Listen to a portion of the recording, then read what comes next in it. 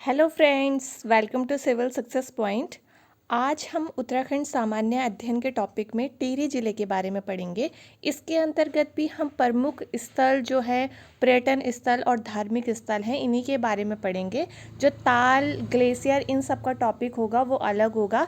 तो इस टॉपिक में जो है सिर्फ प्रमुख धार्मिक स्थल जो हैं इसमें कवर होंगे। इससे पहले वाले टॉपिक में मैंने उत्तरकाशी, रुद्रप्रयाग, चमोली, देहरादून, हरिद्वार का जो टॉपिक है वो कवर करवा दिया है। अगर आपको वो टॉपिक देखने हैं तो आप प्लेलिस्ट में जा कर के देख सकते हैं, और मैं डिस्क्रिप्शन में कुछ टॉपिक के लिंक दे दूँगी, आप वहाँ से भी उन टॉपिक को देख सकते हैं। और जो चैनल में नए हैं वो चैनल को सब्सक्राइब ज़रूर कर लेना और बेल प्रेस ज़रूर कर लेना, ताकि आपको रेगुलर वीडियोज़ की नोटिफिकेशन मिल सके। तो चलिए आज का जो टॉपिक है वो शुरू करते हैं। टिहरी गढ़वाल। टिहरी गढ़वाल में देखिए ज़्यादा प्रमुख जो हैं स्थल नहीं हैं, पर जो कुछ हैं उनको आपको ध्यान से समझना है, ध्यान से एक एक फैक्ट्स को याद रखना है, ठीक है।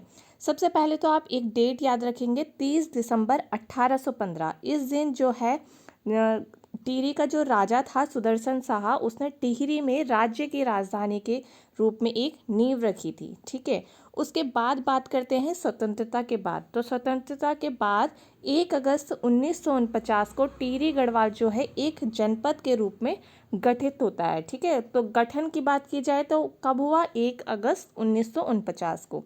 इससे पहले ये जो जिला था वो टिहरी रियासत के अंदर आता था, ठीक है। उसके बाद जो है 1960 में उत्तरकाशी इससे कटकर एक नया जिला बना, और 1997 में रुद्रप्रयाग इससे कट करके एक जिला बना। तो ये मैंने उत्तरकाशी और रुद्रप्रयाग के टॉपिक में भी इनके ईयर बताए हैं, तो आपको ये ध्यान रखने हैं, ठीक है।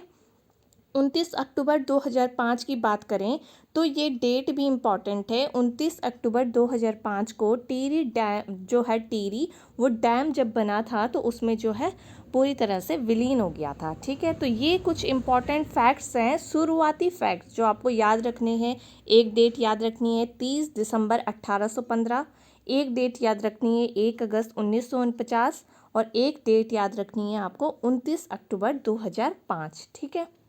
अब बात करते हैं टिहरी के प्रमुख स्थल की, देवप्रयाग की। देवप्रयाग यानी कि 5 प्रयागों में से एक प्रयाग, जो कि कहाँ है? टिहरी में है, ठीक है। इसका जो नाम है वो अन्य नाम है इसके इंद्रप्रयाग और सुदर्शन क्षेत्र। समुद्र तल से ऊंचाई की बात की जाए तो 772 मीटर, ठीक है। देवप्रयाग में किन किन नदी का संगम होता है? तो भागीरथी और अलकनंदा, यानी कि जो भागीरथी उसे सास कहते हैं और अलकनंदा जिसे बहू कहते हैं, इन नदियों का संगम कहाँ होता है? देवप्रयाग में होता है। बाकी 5 प्रयाग में से 4 प्रयाग की बात की जाए, कर्णप्रयाग, नंदप्रयाग और विष्णुप्रयाग, ये चमोली जिले में है, और एक रुद्रप्रयाग, ठीक है। तो ये जो टॉपिक हैं और नदी के जो टॉपिक हैं वो मैंने आपको ग्राफिकली मेथड से समझाए हैं, आप प्लेलिस्ट में जा कर के देख सकते हैं, आपको अच्छे से समझ में आएगा। 2 कुंड की बात की जाए, ब्रह्मा कुंड, वशिष्ठ कुंड। अगर डायरेक्ट टिहरी ऑप्शन आता है तो टिहरी आप कर सकते हैं, देवप्रयाग आएगा तो देवप्रयाग आप कर सकते हैं। यहाँ एक आश्चर्य की बात है कि इस क्षेत्र में कौवे नहीं दिखाई देते, ठीक है। अब देखिए रघुनाथ मंदिर, एक मंदिर देवप्रयाग में रघुनाथ मंदिर, जो कि राम जी का मंदिर है। और इसमें इम्पॉर्टेंट बात ये है कि जो ये मंदिर है वो द्रविड़ शैली का है। अब इम्पॉर्टेंट क्यों हो जाता है इस शैली का मंदिर? देखिए द्रविड़ शैली की अगर बात की जाए तो द्रविड़ शैली के जो मंदिर हैं वो प्रमुखतः दक्षिण भारत में पाए जाते हैं, यानी कि दक्षिण भारत में ही इस शैली का ज़्यादा प्रचलन हुआ है। अगर उत्तर भारत की बात की जाए तो उत्तर भारत में आपको नागर शैली के जो है ज़्यादातर मंदिर देखने को मिलेंगे, और जो मध्य भारत है वहाँ पर चलती है बेसर शैली, जो कि नागर शैली और द्रविड़ शैली का मिश्रण है। तो इसलिए अगर आपसे रघुनाथ मंदिर की शैली का पूछा जाए तो ये जो मंदिर है वो द्रविड़ शैली में बना है, ठीक है। तो इसलिए आपको ये इम्पोर्टेंट अच्छे से ध्यान रखना है। मंदिर के प्रवेश द्वार पर माधो सिंह भंडारी की पुत्रवधू, अब देखिए पुत्रवधू का नाम भी यहीं आ गया, क्या है? मथुरा वैराणी। आपको नाम ध्यान रखना है, इसलिए मैंने हाईलाइट किया है। अगर डायरेक्ट क्वेश्चन पूछा जाए कि माधो सिंह भंडारी की पुत्रवधू यानी कि बहू का नाम क्या है, तो वो है मथुरा वैराणी। इसने गढ़वाल राज्य वंश के अधिपति पृथ्वी शाह के शासनकाल का एक लेख अंकित है, ठीक है। तो आपको देवप्रयाग के जितने भी इम्पोर्टेंट फैक्ट्स हैं वो मैंने बता दिए। अब बात करते हैं चंद्रबदनी के, ठीक है। देखिए चंद्र बदनी है, द इसमें लगा है चंद्र बदनी। अगर चंद्र बनी की बात की जाए तो वो देहरादून ज़िले में है। थोड़ा थोड़ा नाम में अंतर होता है पर आपको ध्यान रखना है। जो चंद्र बदनी है वो चंद्रकूट पर्वत पर स्थित है।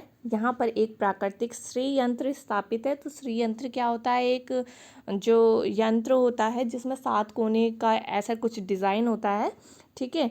स्कंद पुराण में इसका नाम जो है वो है भुवनेश्वरी पीठ। तो आपको ये भी ध्यान रखना है चंद्र बदनी का जो नाम है स्कंद पुराण में वो क्या मिलता है? तो वो मिलता है भुवनेश्वरी पीठ, ठीक है। अब बात करते हैं चंबा, ठीक है। तो चंबा देखिए आपको पता होगा ये टिहरी जिले में है। तो जो विक्टोरिया क्रांस प्राप्त करने वाले गब्बर सिंह नेगी जो थे वो कहाँ के थे? वो यहीं के थे, चंबा के थे, ठीक है। उनके स्मृति में यानी कि उनकी याद में यहाँ प्रतिवर्ष 21 अप्रैल को मेला लगता है।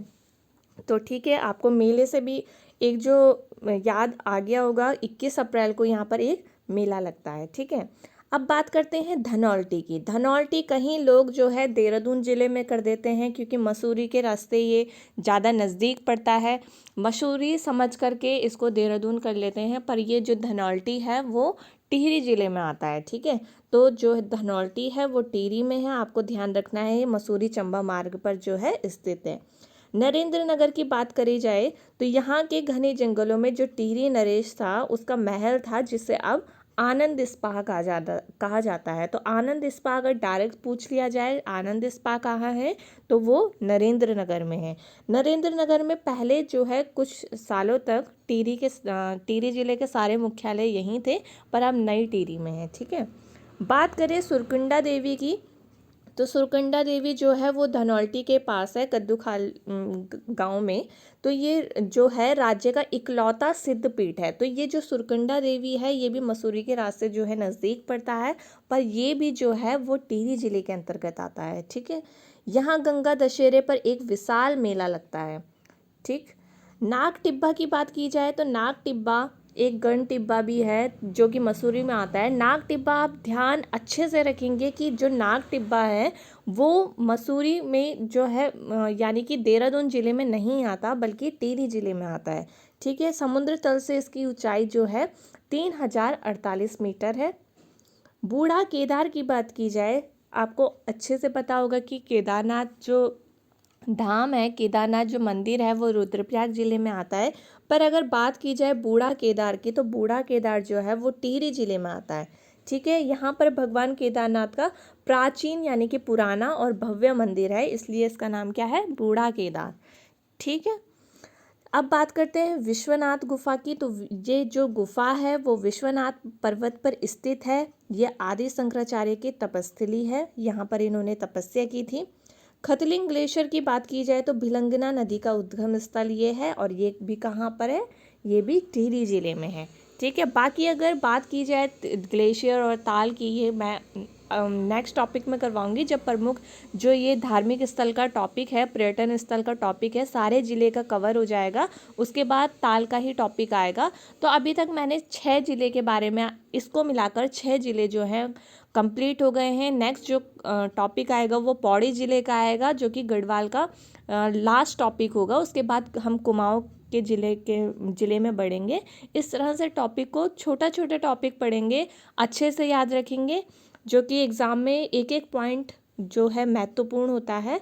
तो अब आप क्या करेंगे? इसको अच्छे से रिवाइज करेंगे, एक एक पॉइंट को अच्छे से ध्यान रखेंगे। अब नेक्स्ट टॉपिक में मिलेंगे, तब तक अपना ध्यान रखिए। Bye bye, take care.